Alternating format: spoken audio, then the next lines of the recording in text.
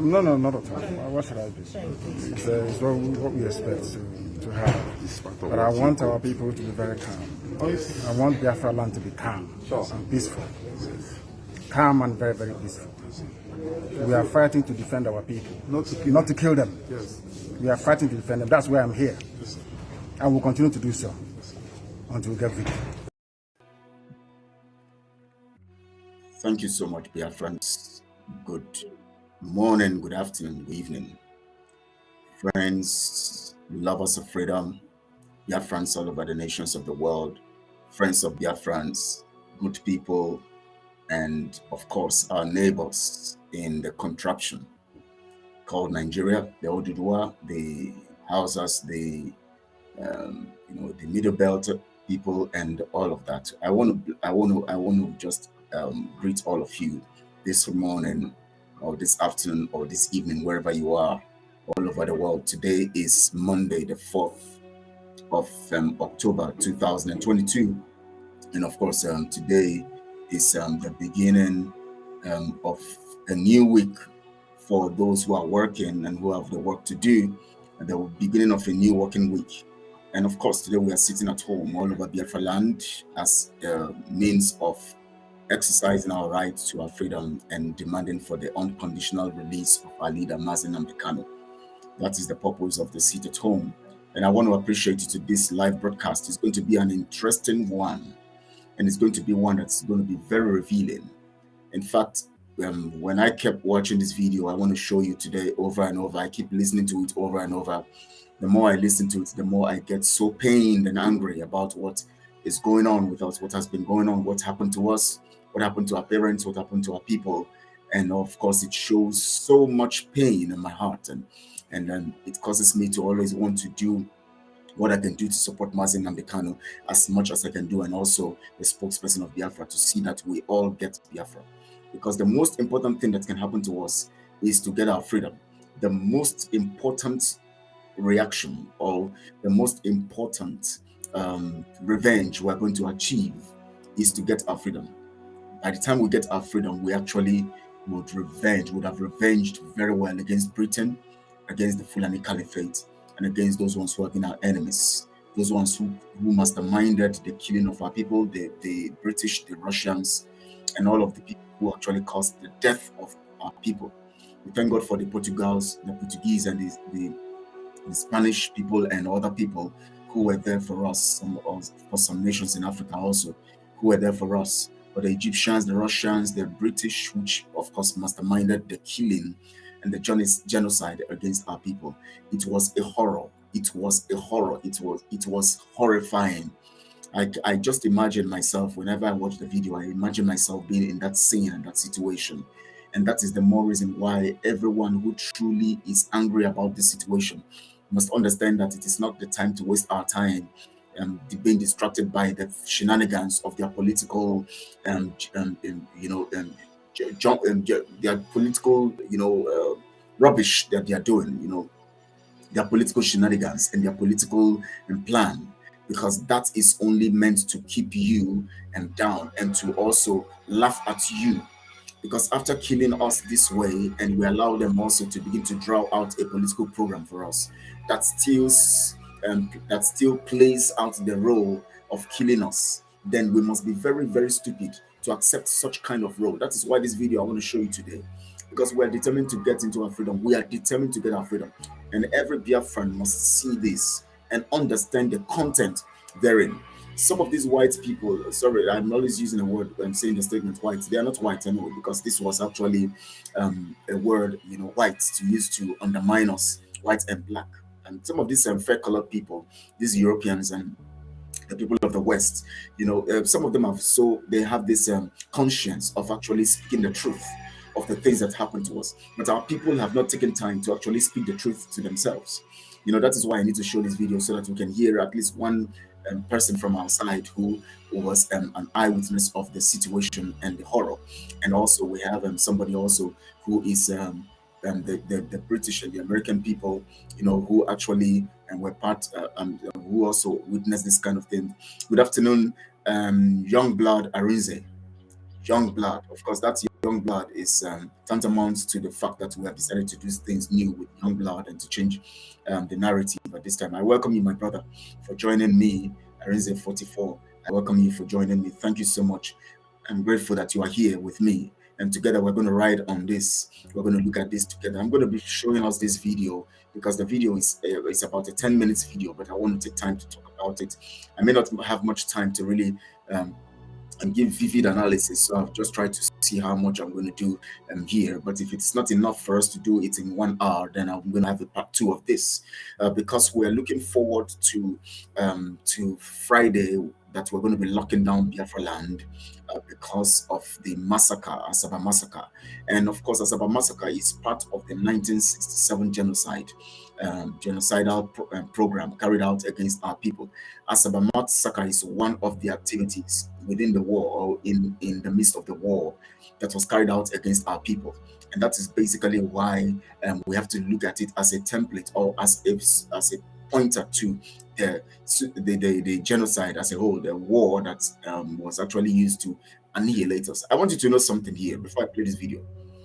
The reason why Britain decided to conduct a sham election in the contraption Nigeria in 1960, the reason why they decided to do that sham election and the reason why they decided to give power to the Northerners or the Fulanis was because they already had this hatred for the Igbos or for the Biafrans.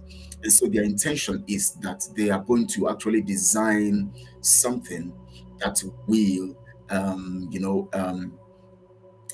please, and one moment.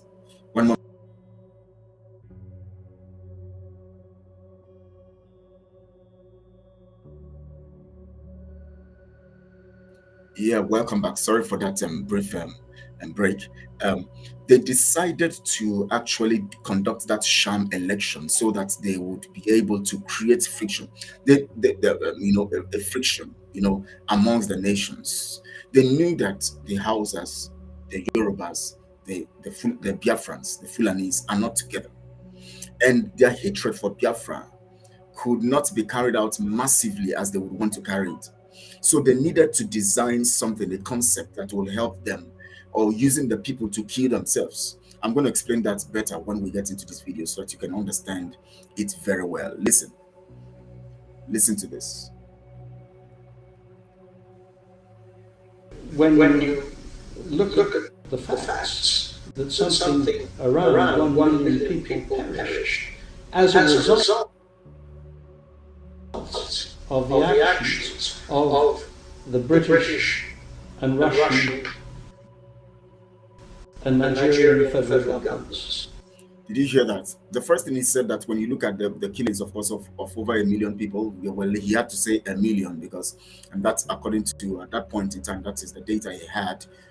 This video was done about 30 years ago or so, I think so.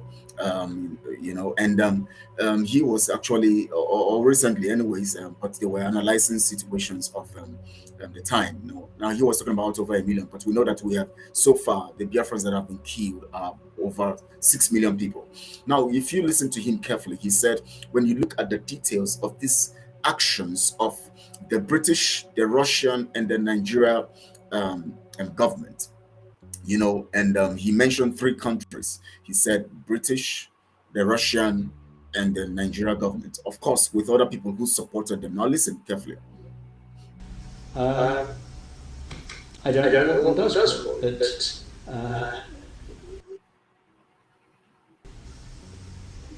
but it was pretty close to genocide. Now, if you listen to him carefully, he's trying to manage his word. He said what actually happened was pretty close to genocide, but we all know it's genocide. And by the time we finish this video, you will be able to understand that what really happened here is genocide. Because I give credit to the person who put up this video and the composition of it. But it's not my composition; it's actually composition of you'll see the name of the people who did it there. He said pretty well that what happened was genocide, was close to genocide. He was just trying to be diplomatic with his words. He said what happened was close to genocide. Now, by the time we are through with this video, you will know, you and I can testify or can prove that this was genocide. because there's no way you can look at this video and tell me that you just have to manage your words.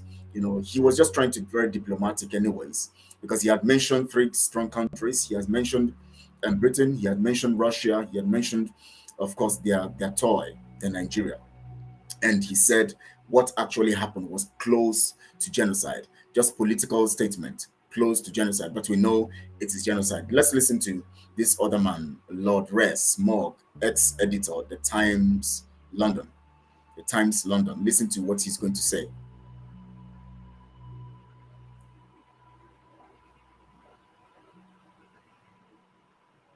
It was the first of the genocidal wars that a great power got close to as Britain got. Now he said it was the first genocidal war. It was a brutal genocidal war. So he was clear on that fact, that it was a genocidal war, because these are people. He's an editor of the Times magazine, and also, of course, he has investigated the matter. He has looked at the details and all of that. He understands that it is a genocidal war. So now we have one saying that it is close to genocide. We have another saying that this is a genocidal war. So we have these facts. Of course, this is a proof that we know that this is a genocidal war. Mrs. Maureen Hanks, thanks for joining me. Thank you so much. Good afternoon from here too. I welcome you, and I know that definitely, of course, will always be with me here, and you're always with me. So I'm grateful to have you always, and on the platform with me. Thank you so much for joining me. Now let's listen to it. I want to make sure that I articulate this very well so that we all will understand, because it is a very, very solemn time for me. When I keep watching this video, I feel very pained in my heart. It affects my emotions so deeply. Now, if you look at that child, you can see, you just look at that child and imagine that little child, and picture that child as the whole of Biafra, and picture the pain of that child. This child maybe this child didn't survive. You see many of them in something like a cage, whatever they were put in. You can imagine the pain in that child's eyes, the pain in the soul of that child. You can imagine the pain, the gruesome pain that child is going through. If you watch the video, by the time I play it, you see how the child was, I don't know whether to call it panting or something. You will know that this child is experiencing something that he didn't work for, something that he didn't commit. He was experiencing the pain of a system or a people devilish and so evil like the British.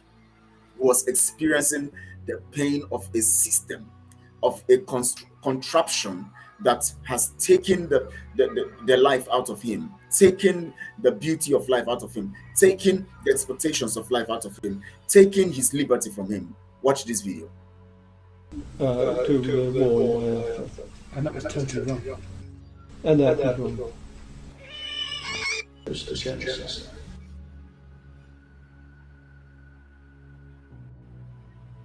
It was the first of the genocidal wars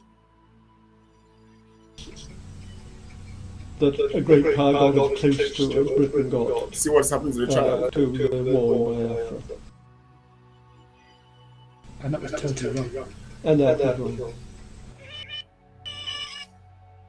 Now, I want Biafrans to look at this. I want those people who are clamoring for one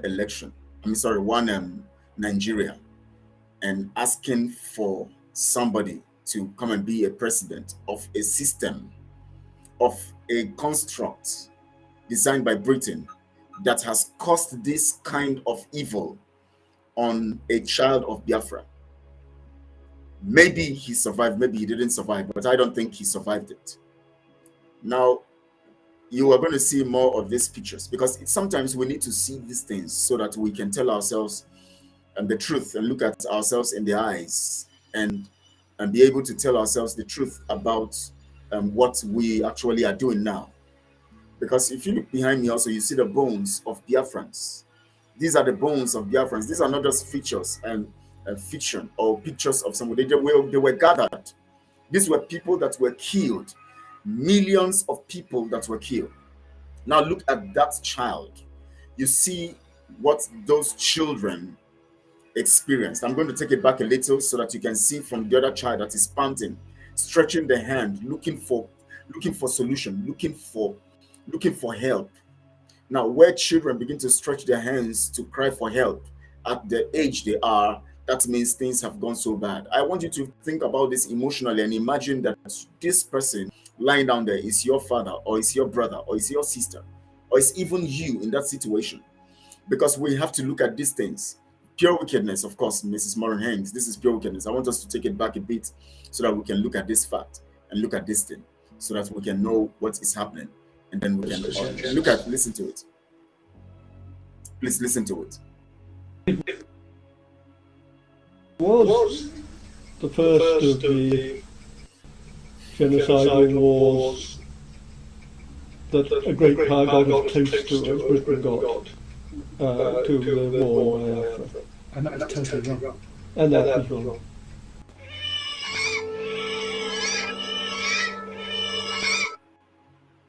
Now, I don't know how you feel watching this. Thank you, Mwokike Naberechi. Welcome. I thank you for joining me. I'm delighted to have you here. Now, I don't know how you feel when you see this kind of videos, because sometimes we need to refresh our minds with such kind of facts. Because most times we see these things, we just watch them and we just go away from it, and then we just go away from it. But I want us to really, because I am so pained. We don't need to preach to Biafrans to understand that the total lockdown of Biafra land, because of the massacre, the Asaba massacre, should actually be followed and be taken. We don't need to preach to you to do that. You just have to understand that this is a massive evil. I mean, the scale of evil is so much that when you imagine it, you begin to wonder. Now look at everyone here in this picture now that is on the screen. Every of those child have an internal ailment that emanated from the starvation, the pain, the evil of Britain, Russia, the Nigeria system, and the Egyptians who flew the plane that were blowing up the Biafra territory. Now listen, watch this. I'm not going to be, I want you to see the pictures will tell you, the video will tell you what happened. What happened. Watch it. Now you can imagine the level of evil. You can imagine the numbers of people that, showing in this screen alone, not to talk about those who are spread all over Biafra land, who are going through, who actually went through this kind of evil. I don't know the kind of country that will supervise a woman called Elizabeth. People are celebrating all over the world that supervise this pure wickedness and evil, that supervise such kind of evil. And people are still writing condolence messages to the family. People are still celebrating them. People are still all over the world talking about a woman who was so evil. May God, I don't know how to pray. I wish I have the power to pray and God would actually deal with somebody or people who actually, and because of this video, we're going to be making prayers for those people in Nigeria, their families, every politician who directly or indirectly is promoting this kind of evil. And those who had a hand in this, their family and their lineage, even if they are dead, we're going to lay curses on their family and their lineage. Because what happened to us, I don't see any Biafran accepting anything less than referendum of total freedom from that contraption Nigeria. Because the contraption Nigeria is a construct that sustains this evil. How can we be killed to this extent? How can we be murdered to this extent? How can this level of genocide and evil be committed against us? And yet we are trying to maintain that construct that carried out that evil on us. Watch this video.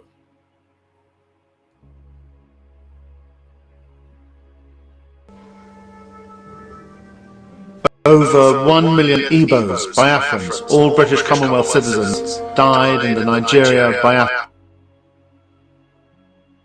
civil war. Today, more than 30 years later, questions remain. Was it genocide? Was it back? Now, as at the time of this documentary, it was about, I think in 1997 or so, I think it was done in the late 90s. So he said about over 30 years gone, this stuff has happened. Now you can see the level of evil. Emmanuel Alfred, thank you for joining. It's a good day, Mr. Kale. Of a truth, I never knew this kind of evil happened in my state, Delta State. That's right. Yes, indeed. If restoring Biafra is the last thing to do on this earth, then we must restore. That is why they decided to separate us, call this one Asaba, call this one Delta State, call this one, so that you will not even appreciate what has happened to us. Because this happened to us, where they are dividing you and putting you in they call you the what they call the Niger Delta, just to remove your mind from that narrative of history, because they want to destroy that narrative of history from mentality. That is why I have been talking about the Fela's message, and which I'm going to be also talking about every 30, because I'm going to have in the third part 3 this evening by 5 p.m. Biafra time.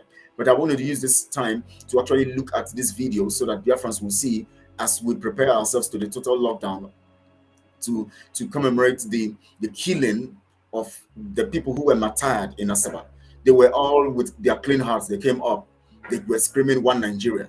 They were screaming to belong to one Nigeria, and they were rounded and they were killed. Several of them, not just in one set. There are several sets that happened, rounded in so different places and killed. Some of them, they went to the communities, brought out their men, brought them together, put them together and killed them and threw them into mass graves. Some of them, they used acid to dissolve the bodies. Evil. And we have our people who are supporting this Nigeria designed by Britain to destroy us, to kill our people. We're not going to take this again. We're not going to take it. It's Murray Hanks. He said total freedom is the answer. Yes, that is what is going to answer this thing.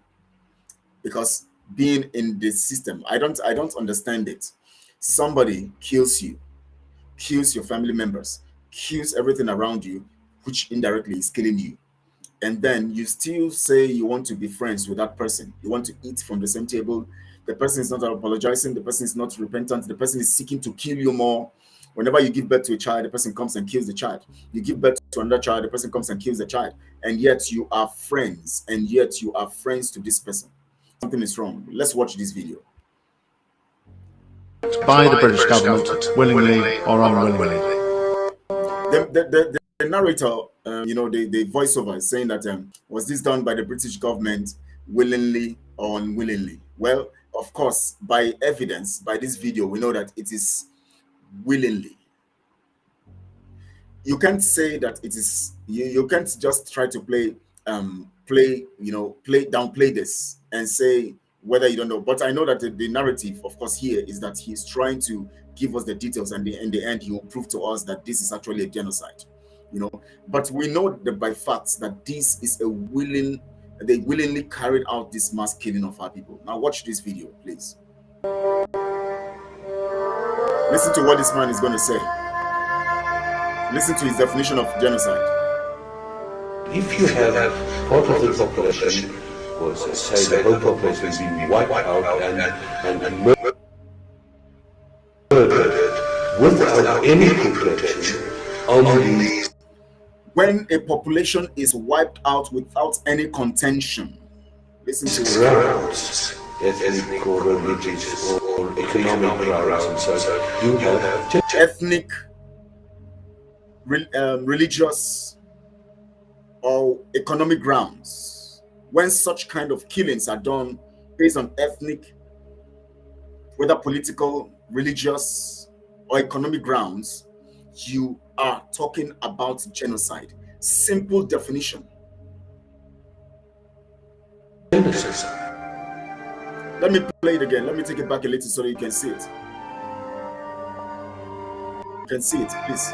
Listen to him again so you understand what he's saying. Part of the population was, say, the whole population is being wiped out and murdered without any protection on these grounds, ethnic or religious or economic grounds, and so you have genocide.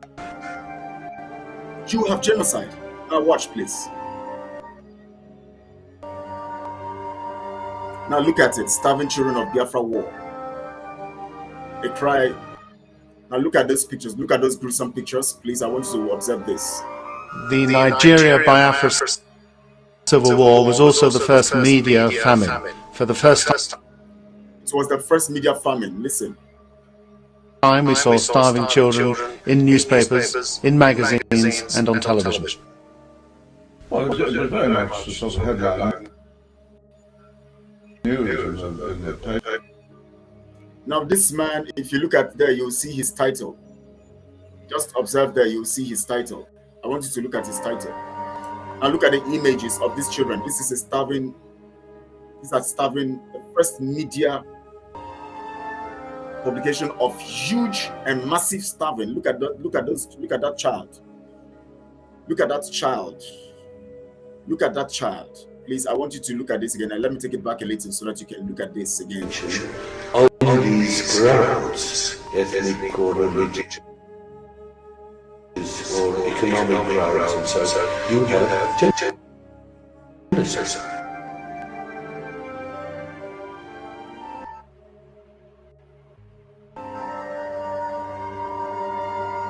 Starving children. Look at this boy. Look at that boy. Look at how people went. Look at how people became. Look at him. You can see what happened to people. You can see what happened to our people. The whole world fought us. Yes, because the whole world turned. Even if some didn't actually come directly, but for the fact that they kept quiet, means that they fought us. Now look at it. The Nigeria-Biafra civil war was also the first media famine. For the first time we saw starving children in newspapers. For the first time they saw starving children in newspaper. It was the first media famine.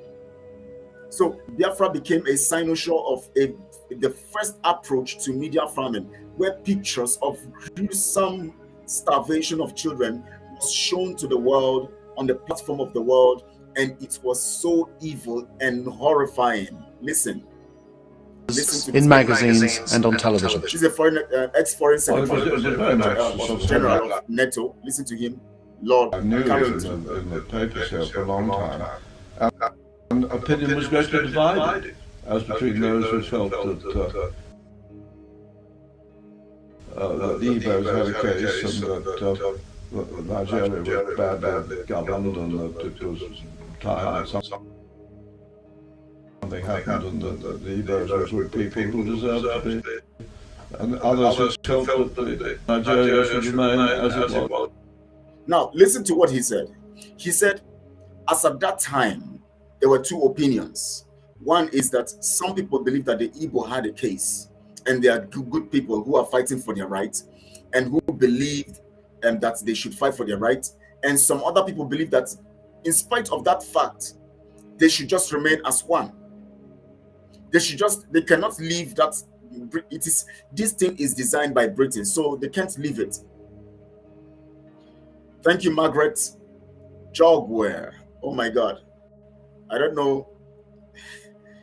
Please, can you tell me the meaning of jogware so that I can understand it? Margretty. Margrete or Margretty. Jogware. Jogware. Maybe you can make us understand your name very well. You know, I know that sometimes we like to construct some stuff added to our names. You know, let us also get a meaning, the fact of the meaning of the construct. Now, he said two things. He said that there are a group of people who believe that Biafra had a case, and their cause, their fight was justified, a fight for freedom. And he said there are another people, of course we know the people he's talking about, the British, who said that we know that these people have a case, but they have to stay in this construct. They don't have to leave. They have to stay in this and suffer it because it benefits us. Now listen to him clearly. Oh, okay, Margaret says that's my husband's name. Okay, Jogwe. What language is it, please? If you can make us understand so that we can know, where it's the origin, the way it's originated from. Now listen to it. Listen to him. The boundary should remain, that the boundary should remain. These people are concerned about boundary. Wow. Jogwe is German. Okay. Okay. Okay. Okay. Okay. Thank you for that clarity. At least we now, Biafrans, understand that this is actually a German Jogwe. Okay. Okay. Okay. Okay. That's good. That's good. All right. Now, he said something. He said that these people were just concerned about boundaries. Now, you see that the British are very proud people. They have designed a boundary, and they want that boundary, their trademark, to continue. So that boundary they have designed, even if it is costing the life of the people involved, it's not their concern. They are so selfish that it has to stay in spite of the evil that is going on, in spite of the fact that what they have done is killing so many people. The British believe that they have to continue and continue to subjugate, to kill, to maim, and in spite of that, they don't care. They want to be sustained. They want that construct to be sustained. Now listen to him, listen to this, please. Fiddled about with the boundaries, you were going to be in real difficulty. And it was a very bad precedent for other parts of Africa. Nigeria, the richest and most populous nation in Africa. 360,000 square miles, the same size as Britain, France and Germany. The same size. 65 million people, 3 major tribes, Hausas in the north, Yorubas in the west, Igbos, Biafrans in the east. Now let me tell you something. Let me say something here. The British and the world refer to every Biafran as Igbo because they know we are from the same source. They know we are from the same origin. They know we have some things in common.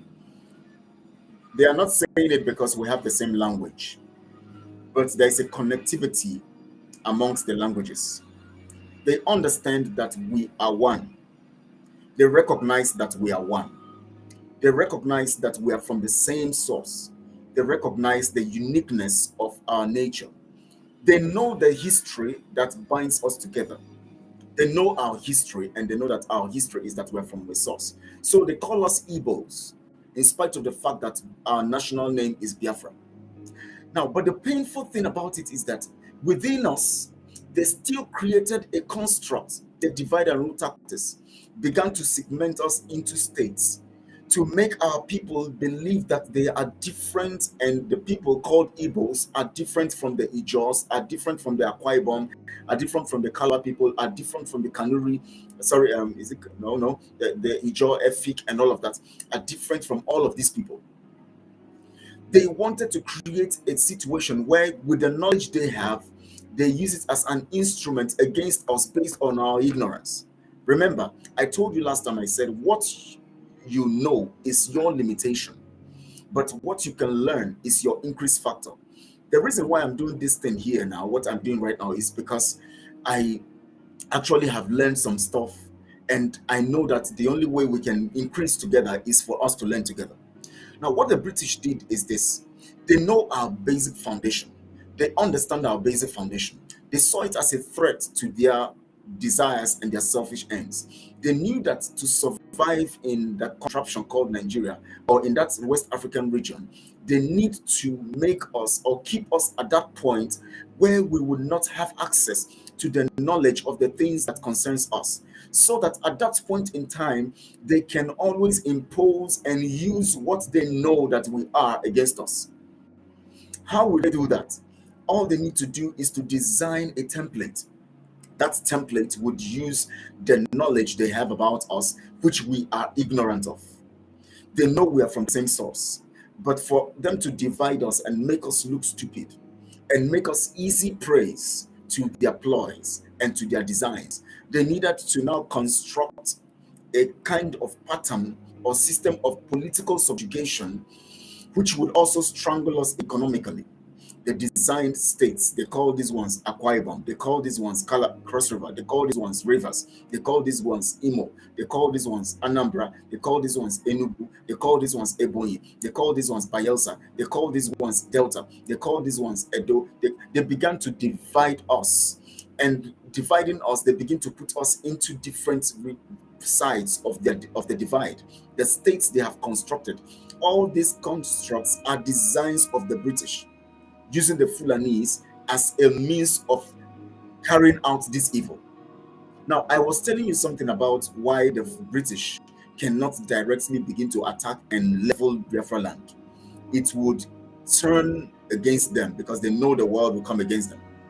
But they needed to do it systematically. And they needed people who will help them do it well without betraying them. They have tested the Fulanese, they have tested their submission, they have tested their resolve. They have found out that the Fulanese can do things together, even if they have differences. They will keep their differences because they are bound by the concept of their religion, which helps them to focus on one target and decide to achieve it. And as much as that target will also help them in their selfish expectation. So the British have seen this as a strength of the Fulanese.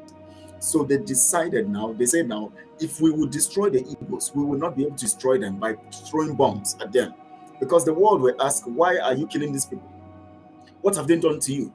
If they say they don't want you to take their resources, why then are you killing them? So the world will turn against them. So the best way to do it is within the contraption they have created, use one of the tribes that are selfish, that are evil, that are together in evil, that can unite in carrying out evil, knowing their track record, that they have even subdued the Hausas. They needed to use these people now to carry out that killing. And so they know that if they give power to the Fulanis, it will create chaos because the Igbos will not accept, the Oduduwas will not accept. When I say the Igbos, I mean the Biafrans. As you see here, they mentioned it. They say the Igbos, the Biafrans. They actually mean that we are together. They know we are one people. So when we call you an Igbo as an Ijaw man, don't feel offended. Igbo is your identity because you are from the source of Igbo. Even if later you now got the name Ijaw, even if later you now got the name Shekiri, even if later you now got the name Calabar, you are from one source, Igbo source. That is why they call us Igbo. But they have used it as a means of dividing us and creating states, so that when you call Akwa Ibom Igbos, they get offended. They were working against our minds. They were working against our minds. Now listen to this. I'm going to play it, and you listen to what is going on here. And Margaret Chogwe says, because the British and the Europe are afraid of we Igbo Biafrans, because they know what we are made of. Yes, that's the fact. And they know the content of what we're made of. So what they did is to capitalize on our ignorance, because as at that point in time, our people know who they are anyways, but they never understood or had wisdom about who they are, because what they are and who they were just restricted at the point of knowledge. Now, one thing you should understand is this: when what you know is limited to just the point of knowledge, you will not be able to maximize the information of what you know. Because the only time you can maximize the information of what you know is when you have an understanding, an insight, a foresight, and a hindsight of the knowledge that you have. As at that point in time, you begin to utilize that knowledge. And when you utilize it practically, it becomes wisdom. Because from the point of knowledge, you begin to look at the facts on the ground. It also drives you to the point of receiving information from history. And of course, you know that history is a format for the formation of experience. So if history would actually give you a formation of experience in the now situation that you are in, because you need to utilize the now situation to give a meaning to where you're going. So history projects a form of formation that practically intertwines with the information you have right now, and based on that particular understanding, you begin to utilize it as a means of giving information to your future. That is what they knew. They knew that when Biafra or the Igbos plunge into the realm of history or the source of who they are, and having an information of the now of what they can be, they would have been able to maximally bring out a unique nation that would change the course of their lives so that Britain will not manipulate or extort them anymore or exploit them. So knowing that their ability to exploit or to plunder or to steal from Biafra, their opportunity to steal would be stopped or short-circuited by the knowledge that Biafra can exude into practical experience that would be used for wisdom purposes. They knew that if they allow this to happen, if they allow Biafrans to go the way they see these people will overtake them and they will not be able to steal their oil, steal their resources anymore. So what they did was come strongly using one of the components, the Fulanis, knowing that the Fulanis have a template and of course have been able to conquer the Hausa nation. And so since they succeeded in doing that, because they know how to come together to conquer people, they decided to use them against every other nation in the Nigeria contraption. All they needed to do is to support them technically. Remember, we were reading an article when we had our joint broadcast that Britain was giving them technical support in the warfare, at the same time supplying them arms. So the technical support comes from the information they have about the Biafrans and cooking up a design that will counter such information so that it doesn't become useful to the Biafrans to use for themselves. That is why. Now let me play this video. In case I'm not able to finish this today, we're going to continue it tomorrow by 1 p.m. Biafra time, because we'll be talking about this until the day of the lockdown. So please, I would want you to share this video. Let our people see the horror. Let our people see the evil. Let our people see what is happening. Let our people experience these things. Let our people see what is going on. Because our people need to know what is happening. Our people need to know what is happening. Our people need to know what is happening. I agree with Margaret Jogwe. They are afraid of us, the Igbos. Yes, they are. That is why their eyes. You will see it along the video. As you play on, you'll see and know why they are afraid of us. You'll see it. You'll get the facts. Now let's watch and know what is here. Some say the British rigged the odds against the Igbos from the beginning, from even before independence. They rigged it. They rigged the formation, the political formation. For them to be able to carry out their evil, they needed to manipulate everything that has to do with the facts that will help the Igbos take over or strongly take their position that belong to them. Remember, in a natural environment, the Igbos would naturally dominate. It is not that they want to dominate. It is just that they have what it takes to actually be the ones to influence a system. If you leave the Igbos naturally, they would have influenced, even if bringing Nigeria together, they would have been able to, with their influence, bring the people together, even if the diverse ethnic coronation or coloration would have been an impediment. It still would have been able to help the contraption stay in a decentralized system, or in a system where every region manages their resources, their lives, their everything, their culture, their tradition, and their region. But the Igbo have been able to manage a confederal system in a contraption Nigeria, where everybody managed their resources. And you would have seen that the Igbo nation, which of course is the Biafra nation, would have done better and uniquely different. So, but of course, we know that this geographical construct by Britain cannot stand, because it was intended for a particular cause, for an intention of division, subjugation, and limiting the Igbos or the Biafrans from making any success through what they know about them. Because they know. Now listen to this man. I think he has a full information, a video which we are going to be using today. Today we have the joint broadcast in the evening. Oh, that means I will not be able to. Okay, by 5 I'll be coming on before we go to the joint broadcast. I'm going to come on 5 p.m. Biafra time, so that we'll be able to look at the Fela Nicola Bokuti details and all of that, and then before we go into the joint broadcast. Now listen to this. Of course, we also knew that the elections by 1966 had been rigged. Everybody in the know knew that we had our boys in the north, our puppets, we put them in. Now, did you hear that? He said everybody knew that our boys in the north were our puppets. Everybody knew that our boys in the north were our puppets. Now listen to this. First, he said that, of course, we know, everybody knows that the election was rigged and given to our boys who are puppets in the north. Now, let me explain this. Before you can take control of anybody or any people economically, take control of their economics, or take control of their wealth and resources, you first must exude political power against them, over them. Let me give you an instance. Before Babylon could actually plunder Jerusalem and take the wealth of Jerusalem, they first went to war to conquer Israel, captured the king, captured, is it Jeremiah came also? I've forgotten the name of the king who was on the throne at that time when that was captured. I'm going to search it out. We always have, so many information in the head. So sometimes we come live is to forget some things. Now, he actually had to capture the king. The king of Israel represented the authority or the political control, the sovereignty of that nation.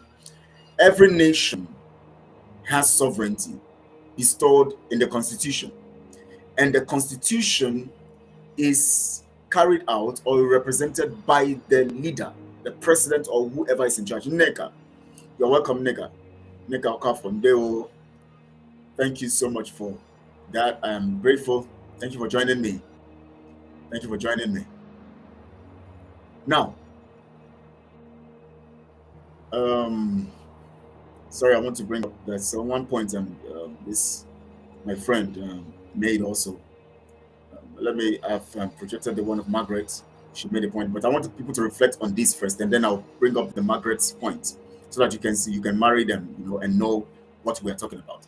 Now, this man said, this man's name I think is Smith also. There's a particular video where he gave a very vivid interview about the situation of the election.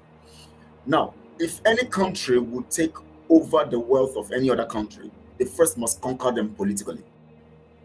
That's why you see that Russia wants to conquer Ukraine politically, and then so that they will be able to now take the resources of Neka says water is the code. Yes, so that's the code. Water is the code, Neka. Yes, water. Mazi Godfrey, I don't know. This wash hands, is it typographic? Is it that when you people type something, the thing will just now give us a kind of typographic, or the system will just change it? Because I see this wash hands. Some of us, when we type something, all we see is wash hands. Is it intended? Is it a deliberate stuff? Uche Godfrey, this wash hands, what does it mean? Please, maybe you will explain to me so that Biafrans will understand too. Because when I say wash hands, I don't know. I read it to my own meaning anyways, but you can also tell us based on your own side of the meaning what it means. Now listen to it. So what the British did now, they know that strategy. They have seen it in history, that to conquer any people, you must take over them politically. So they now know that to actually conquer Biafrans, they need to actually take political power from them and give it to some people who will stand on their place. That means who will represent Britain, since Britain will not practically stay in the gap or stay on ground to actually conquer the people, because the world was already angry and telling Britain to withdraw. Remember, America was telling Britain to withdraw. Everybody was telling Britain, withdraw. This slavery thing is gone. No more slavery. So you have to withdraw from that place. So they needed people who will stay there in proxy to continue to do their bidding, even if indirectly they are going to be doing that. Directly, the people will seem that they have left Africa. No, but they are still in control because they have people, they have position. And these people are the Fulanis, which this man called their puppets in the north. Puppets. I want our people to think. Let our people reason. Let our people reason out things. Don't just rush into information. Don't just rush into election. Now, politics is strengthened by the concept of election. Because by election, the world will appreciate or take as a formation or as a structure or as a notion that you have recognized yourselves as in agreement to allow a system rule you. That is what election does.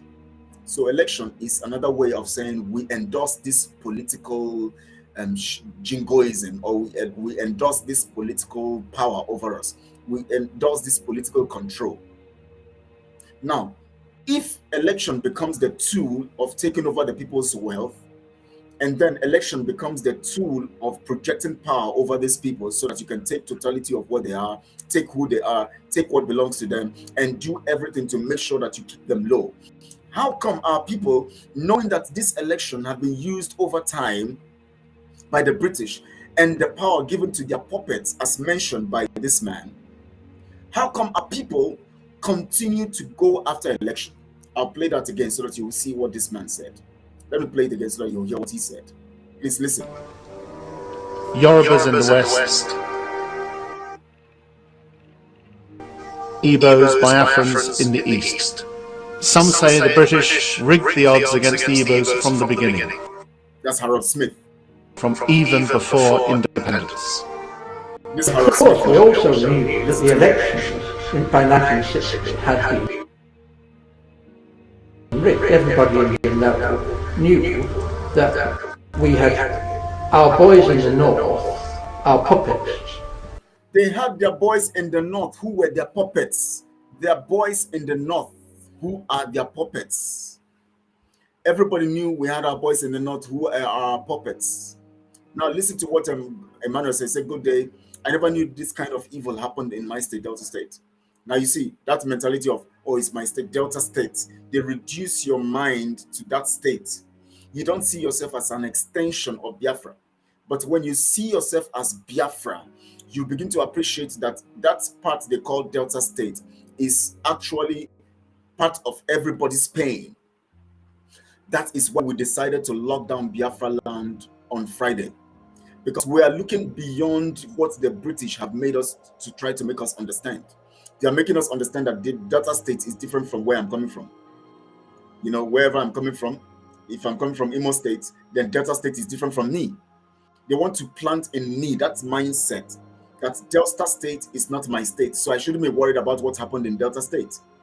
But not knowing that we already know and we're smarter than them. We know that Delta State is Biafra. So whatever happens to Biafra, whatever name you call it, whether you call it Delta State, whether you call it, if it happened in Delta State, it happened in Biafra. If it happened in Edo State, it happened in Biafra. Parts of Edo State anyway, it happened in Biafra. If it happened in Kogi, part of Kogi State, it happened in Biafra. If it happened in parts of Benue, it happened in Biafra. If it happened in Anambra, it happened in Biafra. If it happened in Akwa Ibom, it happened in Biafra. If it happened in Rivers, it happened in Biafra. So whatever happens in us, it is Biafra. We don't accept their division. So nobody should accept any state as their state, because it is British design to restrict your mind to a certain region or a particular community, making it look like you are different from every other. So I would like Emmanuel to say that I didn't know that I never knew this kind of evil happened in my community under Biafra. Because if you say in my state, Delta Asaba, you are actually, you can say, I didn't know that this kind of thing happened, this evil happened in Asaba, Biafra land, which is my community or my area where I'm from. Because if you say happened in my state, that means when you say in my state, remember that state was constructed by the British using the Fulanis. So that means you have accepted the restriction. You have accepted the limitation that the British had given to you. You have accepted. That is what Mr. Harold Smith is talking about.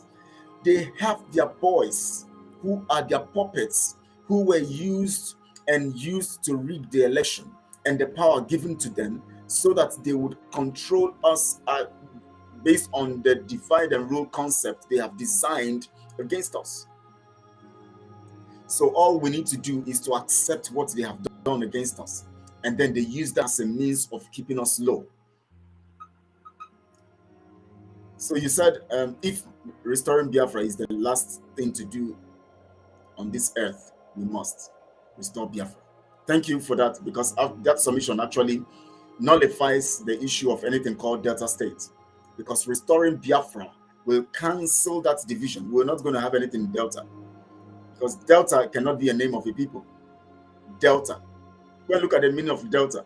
It's not the name of a people.